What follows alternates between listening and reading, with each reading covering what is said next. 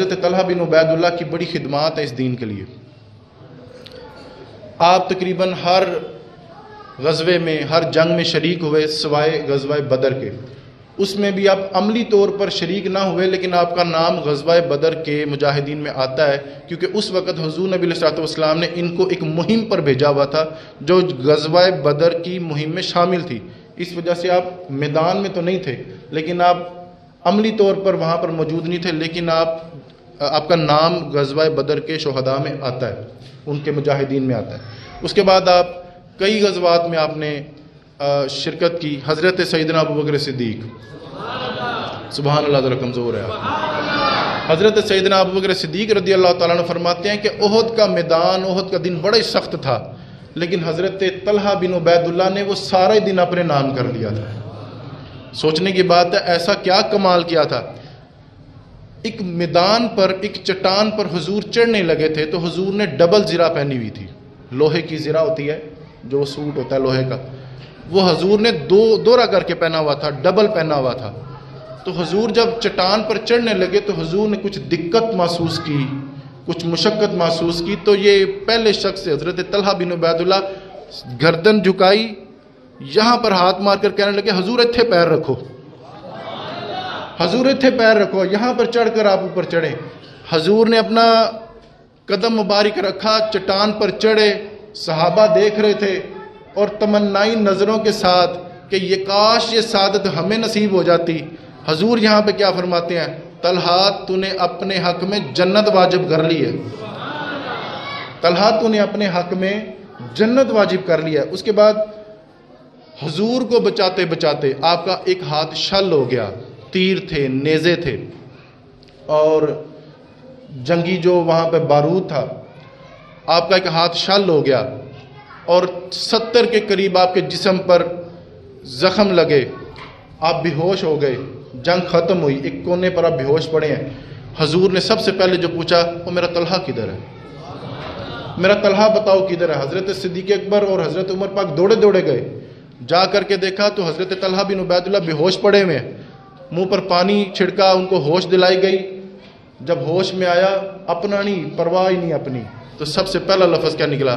میرے حضور کا کیا حال ہے، میرے نبی کا کیا حال ہے، میرے رسول کا کیا حال ہے، بتاؤ نا میرے رسول کا کیا حال ہے. حضرت سیدنا صدیق اکبر فرمانے لگے حضور اللہ کے فضل و کرم سے، اللہ کی حفظ و امان میں ہے، اللہ کے فضل میں ہے، اللہ کے کرم میں ہے، تو ان کی فکر کرنے کی کوئی ضرورت نہیں. حضرت طلحہ بن عبیداللہ کے یہاں پہ بڑے تاریخی اور خوبصورت لفظ.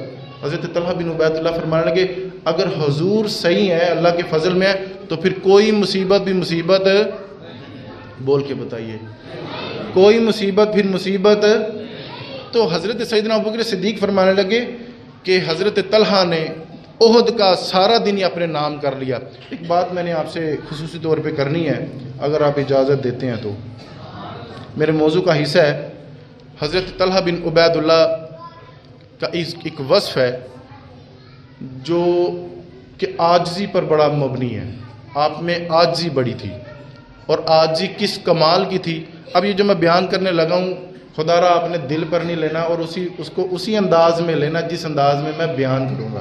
اس کا کوئی اور مطلب آپ نے نہیں نکالنا. جس انداز میں بیان کروں گا اس کو آپ نے جمعے کی تقریر کا حصہ ہی سمجھنا.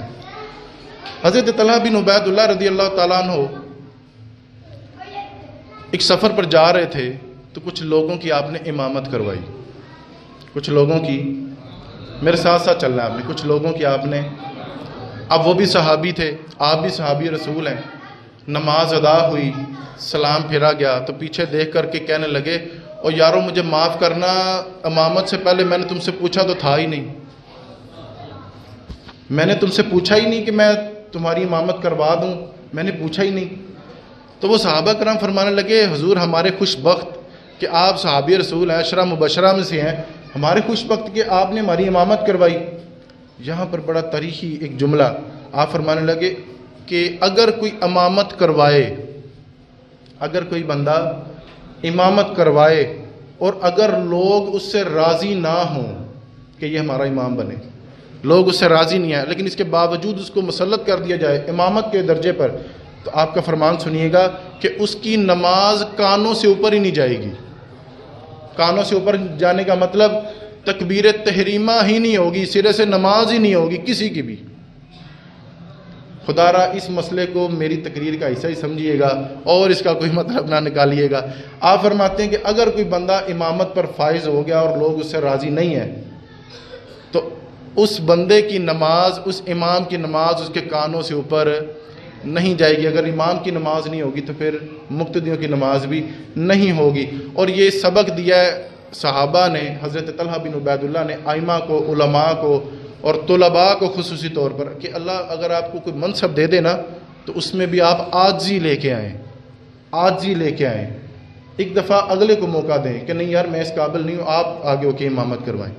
اگر نہیں ملتا تو پھر چلو اور بات ہے، تو عاجزی لے کے آئیں۔ آخری ایک وصف رہ گیا، وہ جو کہتے ہیں کہ ولی دے کیا سکتے ہیں، اللہ کے بندے مرنے کے بعد کیا دے سکتے ہیں، تو ذرا سنیے گا۔ حضرت طلحہ بن عبید اللہ کا اتنا خوبصورت، اور امام بہقی نے بھی اس کو لکھا ہے اور دیگر علماء نے بھی اس کو نقل کیا اس واقعے کو۔ حضرت طلحہ بن عبید اللہ رضی اللہ تعالیٰ عنہ فرماتے ہیں، اور دیگر صحابہ نے بھی اس کو نقل کیا ہے، کہ آپ فرماتے ہیں کہ حضرت طلحہ بن عبید اللہ کے وصال کے بعد، آپ کا وصال ہو چکا، اللہ تعالیٰ نے آپ کو بڑی شانوں والی زندگی دی، عزتوں والی زندگی دی اور شہادت کی موت آپ کو عطا کی۔ آپ کے وصال کے بعد ایک جگہ پر جہاں پہ آپ کو دفن کیا گیا تھا وہ علاقہ نشیبی تھا، وہاں پہ پانی کھڑا ہو جاتا تھا، چھپڑ تھا، یعنی سمجھ لیں آپ۔ تو کئی دفعہ ایک صحابی کے خواب میں آپ آ کر کے کہنے لگا کہ یار میں ادھر پریشان ہوں، آپ مجھے یہاں سے نکالیں، آپ مجھے کہیں اور تدفین کریں۔ جب ایک ہی بندے کو ایک ہی خواب بار بار آئے تو وہ کسی کی طرف سے وہ پیغام ہوتا ہے، اور پیغام بھی اگر ہو صحابی رسول کا۔ آواز کمزور ہے آپ کی۔ آپ نے وہ خواب اٹھایا، وہ پیغام اٹھایا، سیدھا حضرت عبداللہ بن عباس رضی اللہ تعالیٰ عنہ کے پاس۔ آپ اہل بیت کے شہزادے ہیں، حضرت عباس کے بیٹے ہیں، حضرت عبداللہ بن عباس رضی اللہ تعالیٰ عنہ۔ آپ ان کے پاس گئے، آپ نے یہ خواب سنایا۔ آپ نے ایک صحابی کا گھر خریدا 10,000 دینار میں، اور پھر اس علاقے میں گئے جہاں پہ وہ پانی کھڑا تھا، پانی کو کلیئر کروایا گیا، حضرت طلحہ بن عبید اللہ کی لاش مبارک کو نکالا گیا۔ کتنے سال بعد؟ 30 سال کے بعد۔ 30 سال کے بعد آپ کی لاش مبارک کو نکالا گیا۔ صحابہ فرماتے ہیں، عینی شاہدین جنہوں نے خود اپنی آنکھوں سے دیکھا تھا، وہ کہتے ہیں اس طرح سے لگ رہا تھا جیسے ابھی سوئے ہیں۔ وہ غسل کے جو قطرے تھے ابھی تر و تازہ ہی تھے، ابھی وہ جو غسل کے جو قطرے جو آنکھوں میں ٹھہر جاتے ہیں، اس طرح سے لگ رہا تھا جیسے ابھی ان کو نلا کے ابھی ان کو اس چارپائی پر لٹایا گیا ہو، اس طرح سے تر و تازہ تھا۔ یہ حال ہے ان کے غلاموں کا۔ سرکار کا عالم کیا ہوگا، سرکار کا عالم کیا ہوگا؟ یہ حال ہے ان کے خدمتگاروں کا، تو سرکار کا عالم کیا ہوگا؟ 30 سال کے بعد آپ کو نکالا گیا۔ اور میرا دل کر رہا ہے جو میں نے شعر پڑھا پوری نظم ہی نہ پڑھ دوں۔ جب حسن تھا ان کا جلوہ نما، حضور جب ظاہری طور پر جب تشریف فرما تھے، جب حسن تھا ان کا جلوہ نما، اور یارو انوار کا عالم کیا ہوگا؟ اور ہر کوئی فدا ہے بن دیکھے، ہر کوئی فدا ہے بن دیکھے، اور یارو دیدار کا عالم کیا ہوگا؟ اور یارو دیدار کا عالم، ہم نے دیکھا تو نہیں حضور کو، لیکن ہم یہاں پہ کئی ممتاز قادری ہیں جو حضور کے نام پر گردنیں کٹوانے کے لیے تیار ہیں۔ یہاں پہ کئی غازی علم الدین شہید موجود ہیں جو وہ تو موقع چاہتے ہیں کہ حضور دے ناموس دی گل ہوئے ہم پہنچیں۔ یارو دیدار کا عالم کیا ہوگا؟ اور جس وقت تھے خدمت میں ان کی صدیق و عمر عثمان و علی، جس وقت موجود تھے، جس وقت تھے خدمت میں ان کی صدیق و عمر عثمان و علی، اور یارو پھر رسول اللہ کے دربار کا عالم کیا ہوگا؟